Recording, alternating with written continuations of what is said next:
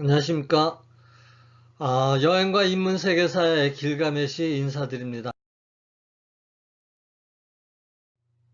오늘 함께 익힐 주제는 휴머니티스, 즉 인문학입니다. 언젠가부터 우리 사회는 인문학 열풍에 빠져 있습니다. 이미 많은 분들이 인문학의 개념은 물론 깊은 관심을 갖고 계시지만 다시 한번 체계적으로 인문학의 유래와 개념을 정리하고 본 사이트의 지향점을 말씀드리려 합니다. 원신류는 동식물의 풍요를 기원하는 주술을 하고 주술이 곧 벽화를 남기고 또 부족을 지켜주는 절대자를 갈구하여 신화로까지 발전하게 됩니다. 특히 그리스에서는 신화가 디오니스 축제로 또는 오르페우스 원시 교단으로 발전합니다. 그리고 교단의 제사장은 지식인으로 자연의 본질과 원리를 추구함으로써 철학으로까지 발전시킵니다. 또한 이런 일련의 과정을 거쳐서 인문학으로 발전된다고 보여집니다. 자, 여기서 한 가지 돌발 퀴즈를 드립니다. 인문학의 조예가 깊으신 분들은 다들 아시겠지만 지금 그림에 나오는 디오니스는 한국의 약국에도 많이 존재하죠. 무엇일까요? 그래도 힌트를 드린다면 글자는 세 글자가 되죠.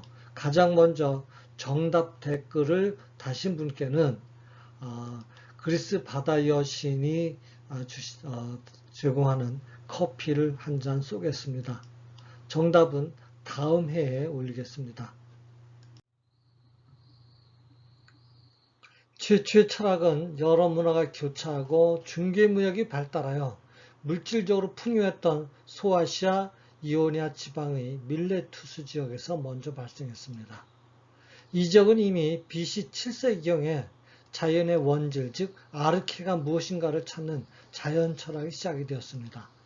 아리스토텔레스가 학문의 시조로 불렀던 탈레스는 만물의 근원을 물이라고 했고, 피타고라스는 수학자답게 수, 데모크리투스는 원자, 헤라클레이투스는 불이라고 하여 최초의 철학이 시작되긴 했으나 이들이 인문학의 시작이라고 볼 수는 없죠. BC 5세기경 페르시아 전쟁을 승리로 이끈 그리스의 아테네가 주도권을 장악하고 민주정이 발달하자 아테네에서 소피스트와 소크라테스 등 인간 철학이 나타나게 됩니다.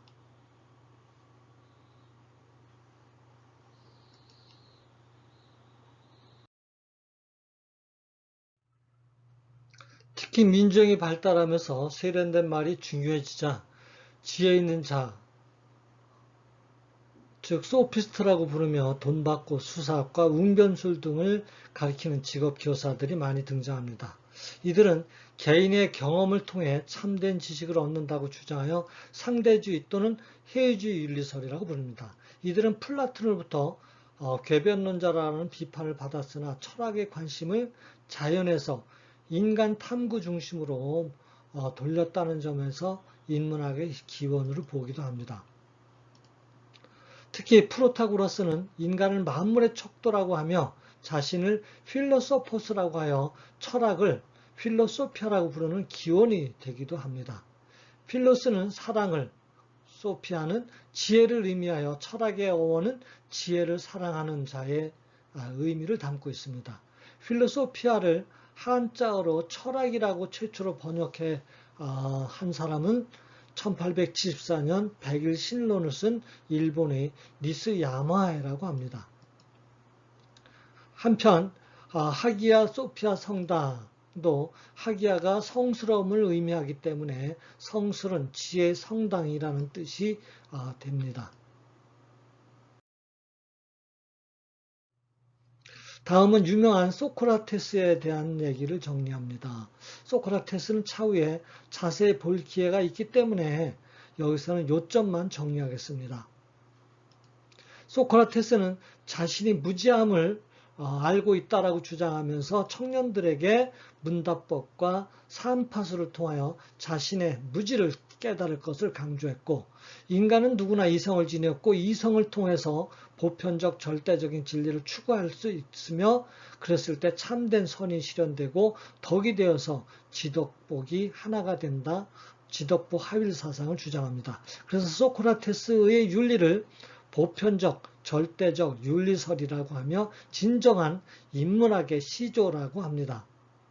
너 자신을 알라, 아법도 법이다라는 말들은 모두 소크라테스의 말처럼 알려져 있지만 잘못 알려진 사실들이죠.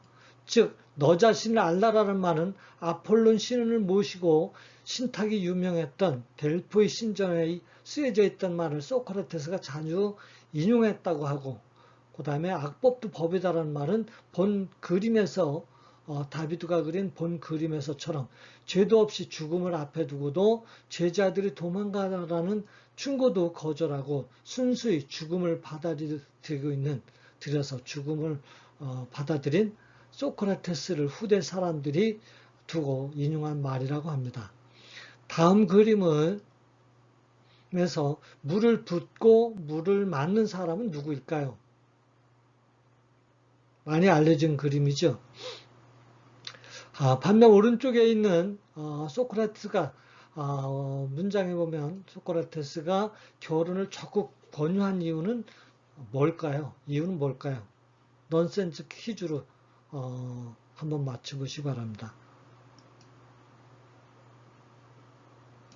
나만 당할 수 없어서.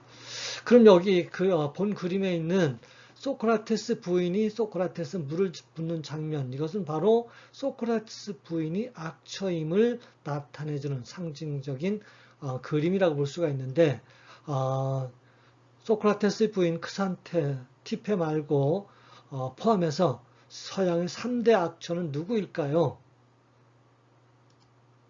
톨스토이의 부인과 존 웨슬리의 부인이라고 볼 수가 있는데, 여기서 존 웨슬리는 누구일까요?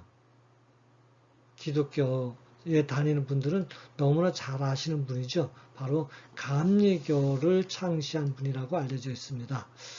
자, 제가 공부한 바로는 존 웨슬리의 부인은 문제가 좀 있지만 앞에 소크라테스 부인이라든가 톨스토이의 부인은 사실은 남편을 잘못 만난 덕이 아닌가라고 저는 추측이 됩니다. 내친 김에 중국의 3대 악녀는 누구일까요? 많이 아시겠죠? 자, 첫째, 한고조의 여태후. 한고조는 한나라를 세운 시조죠. 유방이죠. 소위 말하는 유방. 그 다음에 단고종의 측천무, 단고종의 후궁이죠. 자, 한풍제의 서태후. 후궁이 아니네요. 단고종의 부인이었던 측천무. 그 다음에 청나라 말기에 한풍제의 후궁이었던 서태후 등을 들 수 있는데 세 분은 다 같이 악처가 아니라 여걸들이죠. 자, 다음 기회가 되면 좀 더 자세히 정리할 수 있었습니다. 자, 다음 표에서 보시는 것처럼 소피스트하고 소크라테스의 가치관이나 윤리관은 상반되지만 공통점도 있죠. 자, 인간을 탐구의 대상으로 삼았다는 점은 공통점이고 이것이 바로 인문학의 시작이라고 보여지고 있죠.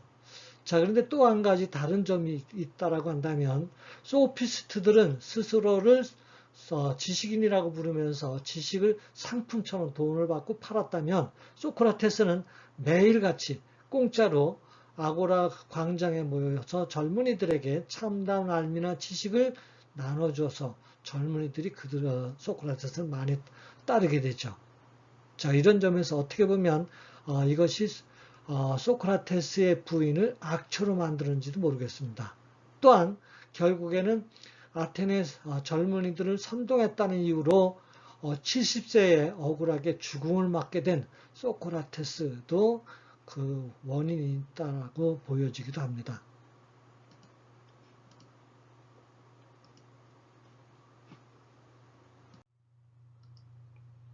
인문학은 로마의 키케로를 거쳐서 르네상스 시기에 크게 발전합니다. 철학가 키케로가 인간다움을 뜻하는 후마니타스를 처음 사용하였고 19세기 초 독일의 교육가 니탄머가 독일어 후마니스무스를 사용함으로써 인문학이 정착되었다고 합니다. 키케르는 뛰어난 웅변가요, 변호사요, 공화주의자로 정적 카탈리나를 밀어내고 로마 최초로 국부에까지 올랐습니다. 그러나 2차 삼두 정치 때 클레오파트라의 두 번째 애인이었던 안토니우스에게 63세에 손과 목이 잘려 로마 광장의 연단 위에 매달리는 치욕을 당합니다. 476년 소로마가 멸망하고 이어서 동로마가 오스만 투르크에게 멸망한 약 1000여 년간 가는 철저한 신앙 중심의 사회로서 이때를 중세라고 합니다. 자, 그러다가 14세기 이탈리아에서 시작된 르네상스에 의해서 인간 존중의 근대 인문주의 사상이 싹트기 시작을 하게 됩니다. 아우구스티누스가 신국론으로 중세의 문을 열었다면 단테는 신곡으로 기독교 세계관을 보여주어서 마지막 중세인이라고 합니다. 그리고 페트라르카는 아비뇽 뉴스 및 흑사병 속에서 인간의 재발견을 추구하여 대표적인 인문주의자라고 불리기도 합니다. 그에 의해서 최초로 중세를 암흑시대라고 불렀다고 합니다. 페트라르카가 이탈리아의 개인적 르네상스인이라고 한다면 에라스무스는 북유럽의 사회적 르네상스인으로서 종교개혁에 커다란 영향을 미치게 됩니다. 에라스무스는 종교개혁에 알을 낳았다라고 한다면 루터가 그것을 부활시켰다 라는 말이 있듯이 결과적으로 인간이 신으로부터 독립해 스스로 존엄성을 찾아가는 과정이 인문주의 운동이고 인간과 인간 활동을 탐구하여 인간의 존엄성을 높이는 것이 인문 활동인 것이죠. 르네상스의 대표적인 시인인 단테와 페트라르카는 1세대 차이임에도 공통점이 여럿이 있습니다. 그들은 잠깐 본 한 여인을 평생 잊지 못했는데 단테는 9살의 베트리아체를 페트라르카는 17살의 라우라를 한번 보고 첫눈에 반합니다. 두 여인은 모두 또 한 남자와 다른 남자와 결혼했을 뿐만 아니라 25세와 38세라고 하는 젊은 나이에 죽어 두 시인은 더 이상 두 여인에게 다가갈 수 없었습니다. 하지만 이러한 짧은 만남과 영원한 이별은 두 시인의 상상력으로 서양 문화의 가장 유명한 두 여인의 상을 탄생시켰고 두 시인은 그녀들을 승화시켜서 위대한 불의 명작인 신곡과 칸초네를 남겼다라고 볼 수가 있겠습니다. 단테의 신곡이 서두 1편과 지옥, 연옥, 천국 등 33곡씩 해서 100곡으로 이루어졌다면 페트라르카의 칸초니에는 서두의 첫 시죠. 시 하나를 제외하면 365로 1년을 의미하여 보카치오의 짧은 100여 편의 이야기로 구성된 것과 맥락을 같이 한다고 볼 수가 있습니다. 특히 페트라르카는 1374년 숨지기 직전까지 쓴 137편의 시 중에 317편이 소네트 형식이었다라는데 소네트 형식이란 유럽의 전형적인 사랑의 정형식의 원형이라고 한다고 합니다. 결론적으로 지금까지 정리했던 내용을 결론적으로 보면 인문학은 자연과학의 상대적인 개념으로서 사람을 탐구하는 학문이다 라고 볼 수가 있죠.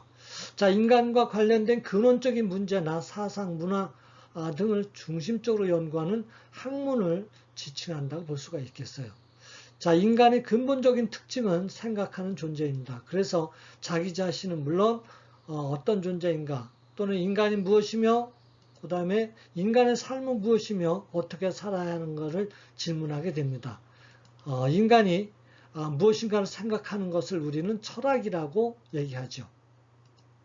그리고 그 생각을 행동으로 옮기거나 즐기는 것을 문학이나 예술이라고 부릅니다. 또 일련의 인간의 행동들을 정리하고 기록하며 비판하는 것을 우리는 역사라고 부릅니다. 결론적으로 이 문학은 우리의 생각이나 행동을 탐구하는 학문으로서 문학, 역사, 철학을 합해서 부른 말이라고 볼 수가 있죠. 여기서 본인 길가메시는 그동안 배우고 연구하고 가르쳐온 역사를 중심으로 여행에 도움이 될 만한 인문학을 다루고자 합니다.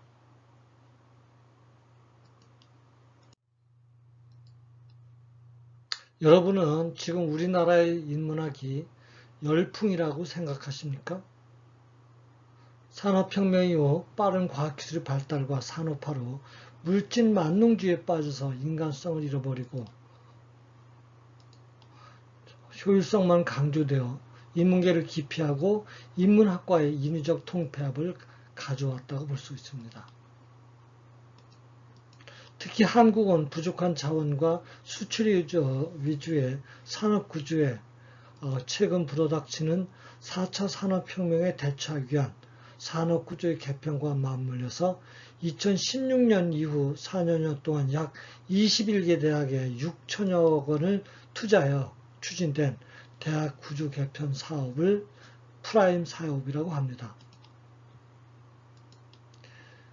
이와 같은 프라임 사업은 급속한 인문 예체능의 감소 및 공과 계열의 확대를 가져와 인문학의 자리가 더욱 좁아지었다고 볼 수가 있겠습니다.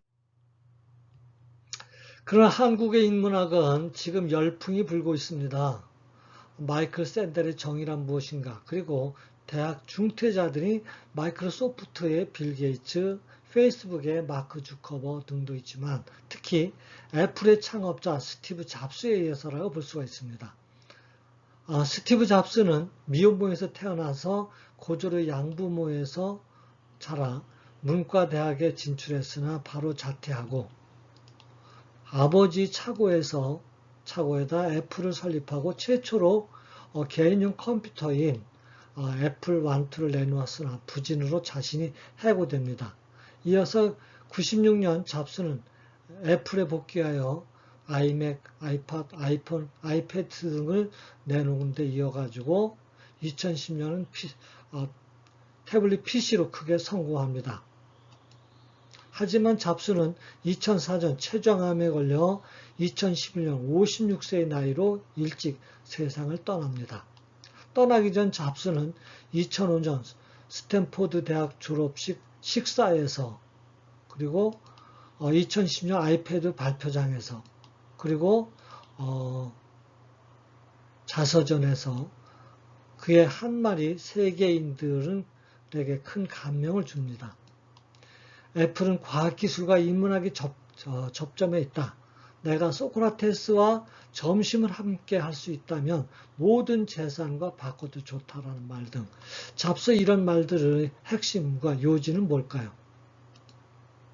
인간의 근본인 인문학과 기술력이 융합될 때에 대중친화적이고 혁신적이고 창의적인 상품을 만들어낼 수 있다는 것을 말하고 있는 것이 아닐까요?